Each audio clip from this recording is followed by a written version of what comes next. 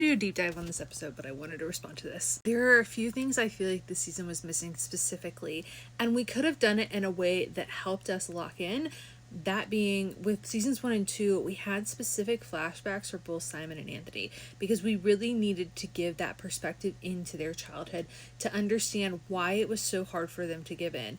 We didn't get that here. We gotten a lot of his journey kind of going along the way, but I think if we would have understood just how much he's never really felt comfortable in his own existence and how much he's felt challenged by that over the last few years in a way that brought us up to where he was emotionally, I think it would have helped with this. Secondly, I feel like Tom Verica's directing has really brought us into the emotional experience of moments, and we needed that in the camera work with this. Specifically, Tom directed the wedding episode, and you can see in that moment before Penelope walks down the aisle, they're in handheld, and it's moving in a way that matches her breath. We can feel that. It moves in a way that guides you as an audience member who's at home watching to take that deep breath because you are actually being forced to feel her nervousness. The third thing here, and I go back and forth on this, is it's a season where we know that she is whistled down and we've got this overarching dialogue.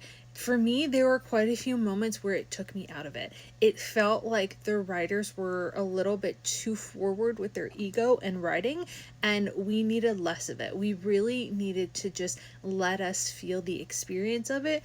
I would love to take a poll and see how many people watch this show with the captions on versus the captions off, because in a lot of ways, if you're reading it and you're seeing it, sometimes that overarching, that voiceover dialogue pulls you out of the experience or doesn't allow for that space to kind of lock in.